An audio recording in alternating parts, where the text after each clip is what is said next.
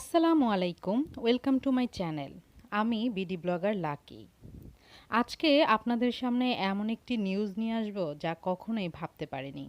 এমন নিউজ আপনাদেরকে দিব তা কখনো মাথায় আসেইনি।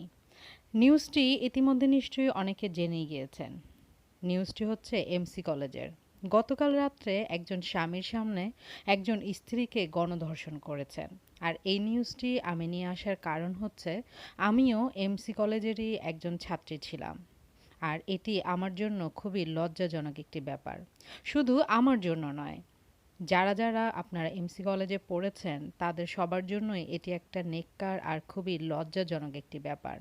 কারণ এমন পুণ্যভূমি সিলেটে আর এমসি কলেজের মতো একটি কলেজে এমন একটি ঘটনা সত্যি খুবই লজ্জাজনক একটি ব্যাপার।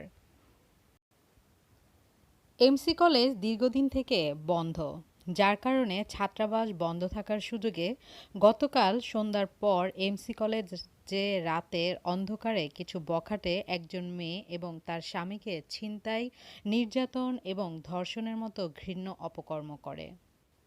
সিলেটের একটি স্থানীয় পত্রিকার বরাত দিয়ে আমি আপনাদেরকে নিউজটি জানাচ্ছি। সিলেট এমসি কলেজের হোস্টেলে এক তরুণীকে গণধর্ষণের ঘটনায় অভিযুক্ত ছাত্রলীগ কর্মীদের ধরতে সাঁড়াশি অভিযান শুরু করেছে পুলিশ। শুক্রবার দিবাগত রাত ২টার দিকে পুলিশ অভিযুক্ত এক ধর্ষকের বাসা থেকে দেশি বিদেশি অস্ত্র উদ্ধার করেন।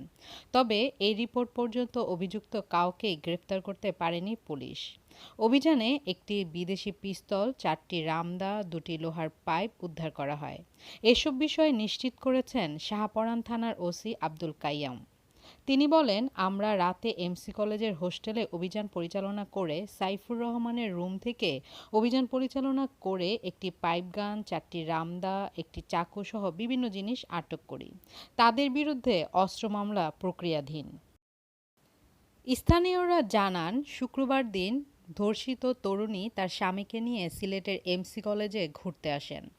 ঘোরার এক পর্যায়ে রাত ৮টার দিকে তরুণীর স্বামী সিগারেট খাওয়ার জন্য এমসি কলেজের গেটের বাইরে বের হন। এ সময় কয়েকজন যুবক তরুণীকে জোরপূর্বক তুলে নিয়ে যেতে চান।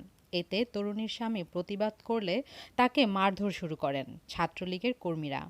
এক পর্যায়ে তরুণীরা ও তার স্বামীকে ছাত্রলীগের নেতাকর্মীরা এমসি কলেজের হোস্টেলে নিয়ে যান। সেখানে স্বামীকে বেঁধে ছাত্রলীগের ৩-৪ জন নেতাকর্মী তরুণীকে পালাক্রমে ধর্ষণ করে। এ সময় তাদের সাথে থাকা ৯০ মডেলের একটি কারও ছিনিয়ে নিয়ে যান ছাত্রলীগের নেতাকর্মীরা।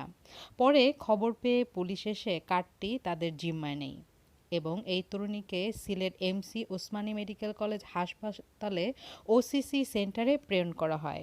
বর্তমানে সেই তরুণীটি সেখানেই ভর্তি রয়েছে। এই নিউজটি শোনার পর সকাল থেকেই আমার মনটি অনেক খারাপ। কারণ আমরা যারা সিলেটে থাকি এবং যারা নাকি সিলেটের বাসিন্দা তারা সবাই জানি এই এমসি কলেজ থেকে আমরা কত কৃতী সন্তান পেয়েছি। আর সেই এমসি কলেজেই এমন নেক্কারজনক ঘটনা। প্রতিটা মানুষেরই এখন উচিত এই নেক্কারজনক ঘটনার প্রতিবাদ করা। যে যেখানে আছি যার অবস্থান থেকে প্রতিবাদ করা উচিত। আর যারা এই ঘটনার সাথে যুক্ত তাদেরকে কঠিন থেকে কঠিন শাস্তি দেওয়া উচিত। আজকে তাহলে আমি এখানেই আপনাদের কাছ থেকে বিদায় নিয়ে নিচ্ছি। আপনারা সবাই ভালো থাকবেন, সুস্থ থাকবেন। আল্লাহ হাফেজ।